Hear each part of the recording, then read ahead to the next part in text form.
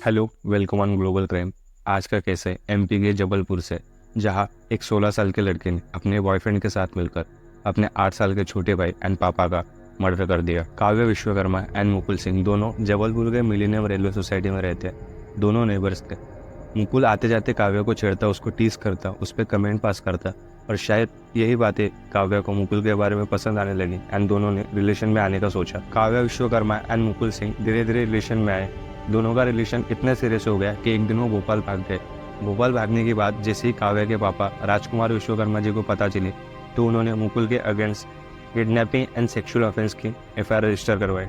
Police ने immediately POCSO लगाकर मुकुल को अरेस्ट किया एंड काव्य अंडर एज होने के कारण उसे अपने पापा के साथ घर भेज दिया। लेकिन काव्य मुकुल के प्यार में इतना पागल हो चुकी थी कि ऑलमोस्ट 1 महीने बाद काव्य ने एफआईआर रिटर्न ली। काव्या ने पुलिस को कहा, मैं मुकुल के साथ अपनी मर्जी से भोपाल गई थी, उसने मेरे साथ कुछ भी गलत नहीं किया है।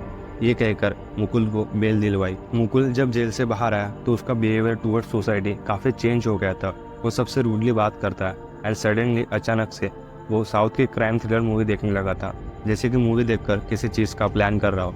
वो दिन दिन भर मूवी देखता एंड सिर्फ काव्या से मिलता। काव्या के पापा ये सब होते हुए देखकर काव्या को अपने भाई के घर पिपरिया भेज दिया ताकि मुकुल एंड काव्या मिल ना सके। उन्हें लगा अगर मुकुल एंड काव्या नहीं मिलेंगे तो शायद एक दूसरे को धीरे धीरे बुला देंगे, लेकिन उन्हें नहीं पता था दोनों के पास अपना अपना मोबाइल था, वो इजीली एक दूसरे से कम्युनिकेट कर सकते थे एंड दोनों कुछ और ही प्लान कर रहे थे। काव्या के पापा एक सिंगल फादर थे। काव्या की मदर ऑलमोस्ट 1 साल पहले ड्यू टू हार्ट अटैक उनके डेथ हो गई थी। तब से राजकुमार विश्वकर्मा अपनी बेटी काव्या एंड 8 साल के बेटे तनिष्क का अकेले ख्याल रखते। वो दोनों का ब्रेकफास्ट डिनर लंच तैयार करते, दोनों को स्कूल के लिए रेडी करते, स्कूल में छोड़ के आते। ऑलमोस्ट वो सारे काम करते जो काव्या की मदर उनके लिए करती थी। एक तरह से उन दोनों के माँ का रोल प्ले कर रहे थे। काव्या के पापा राजकुमार जी ट्राई कर रहे थे अपनी पोस्टिंग पिपरिया करवाने की। उन्हें डर था काव्या एंड मुकुल कोई ऐसा गलत कदम न उठा ले जिससे उन्हें शर्मिंदा होना पड़े। राजकुमार जी की भाई की फैमिली भी पिपरिया रहती थी। उन्हें लगा अगर काव्या सबके साथ रहेंगी तो उसे मदद होंगी पास बुलाने में, मुकुल को बुलाने में, लेकिन शायद वो यहाँ गलत थे। मर्डर के 2 से 3 दिन पहले मुकुल काव्या के घर के बाहर डेली रात के 2 से 4 के बीच आकर सोसाइटी को ठीक से चेक करता। वो सबका टाइम नोट करता, सिक्योरिटी गार्ड अपने ड्यूटी पर कब नहीं रहता है वो भी टाइम नोट करता। एंड एक रात के 3 बजे रबर ग्लोव पहनकर, हाथ में गैस कटर एंड कुछ वेपन लेकर काव्या के घर के पीछे जाता है। घर की पिछली खिड़की काटकर किसी तरह काव्या के घर में घुस जाता है। ऐसा क्या हुआ था उस घर में कि मुकुल को काव्या के पापा एंड 8 साल के छोटे भाई का मर्डर करना पड़ा? क्या दोनों को काव्या के पापा ने एक साथ देख लिया था एंड दोनों से ये डर एंड घबराहट में मर्डर हो गया?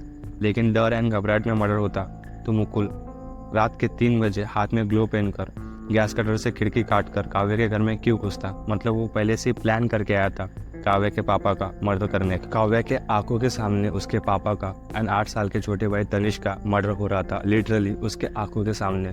लेकिन काव्या ने एक बार भी मुकुल को मर्डर करने से मना नहीं किया। आप सोचो वो किस हद तक अपने फैमिली को हेट करने लगी थी एंड किस हद तक वो मैनिपुलेट हो चुकी थी कि उसने एक बार भी कोशिश नहीं की ये सब रोकने का।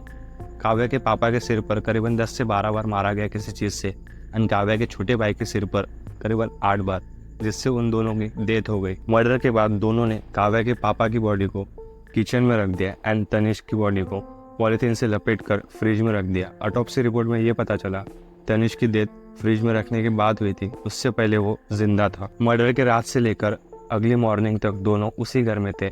दोनों ने ब्रेकफास्ट किया एंड काव्या ने करीबन 8 बजे अपने चाचा की लड़की मुस्कान को एक व्हाट्सएप वॉइस मैसेज भेजा। मुस्कान जल्दी जबलपुर पापा और तनिष्क को मुकुल ने मार दिया है। मुस्कान की फैमिली ने वो वॉइस नोट करीबन 4 घंटे बाद सुना। मुस्कान की फैमिली काफ़ी डर गई थी। वो 225 किलोमीटर जबलपुर से दूर रहते थे, सो उन्होंने जबलपुर के रिलेटिव को कॉल किया एंड काव्या के घर मिलेनियम सोसाइटी में पुलिस को साथ लेकर जाने को कहा। कुछ ही देर में पुलिस रेलवे मिलेनियम सोसाइटी पहुंचती है एंड सबके सामने काव्या के घर का डोर ओपन किया जाता है। जैसे ही डोर ओपन होता है उन्हें किचन में राजकुमार विश्वकर्मा जी की डेड बॉडी दिखती है। तभी एक पुलिस ऑफिसर की नज़र फ्रिज पर जाती है जिस पर खून के दाग थे।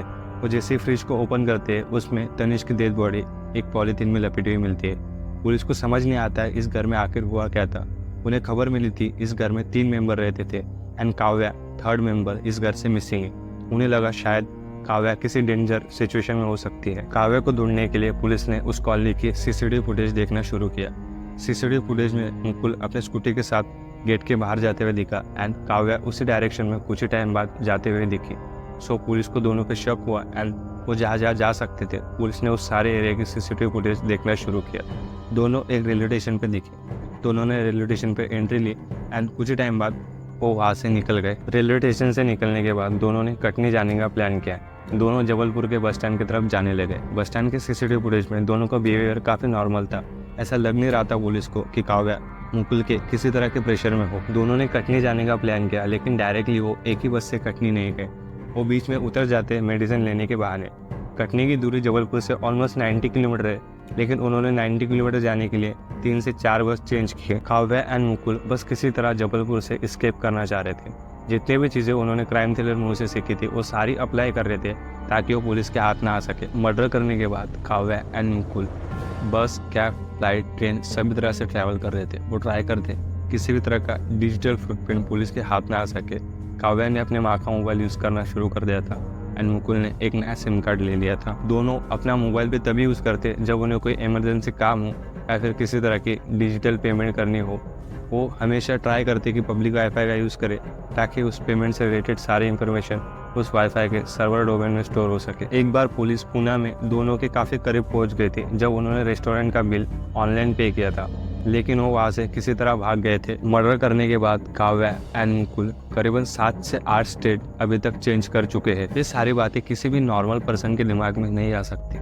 काव्या सिर्फ 16 साल की है एंड मुकुल ऑलमोस्ट 20 साल का है, लेकिन उनका बिहेवियर, एक्सपीरियंस किसी साइकोपैथ किलर से कम नहीं लग रहा है। ऐसा पता चला है दोनों बॉर्डर क्रॉस करके नेपाल चले गए किसी तरह से।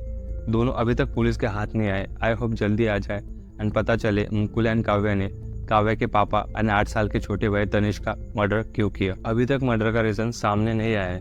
अगर दोनों को प्यार था, दोनों को सिर्फ साथ में रहना था, तो वो भाग भी सकते थे जैसा वो पहले भी कर चुके थे, किसी को फिजिकली नुकसान ना पहुंचाए बिना। सो ये केस थी मुकुल सिंह एंड काव्या विश्वकर्मा की। दोनों गर्लफ्रेंड बॉयफ्रेंड ने काव्या के पापा एंड 8 साल के छोटे भाई का मर्डर किया और अभी तक पुलिस से भाग रहे हैं। आई होप आपको मेरी वीडियो पसंद आ रहे हो एंड अगर आप मुझे सपोर्ट करना चाहते हो तो डू सब्सक्राइब माई चैनल और मैं आपके लिए ऐसे ट्रू क्राइम से रिलेटेड वीडियो लाते रहूँगा।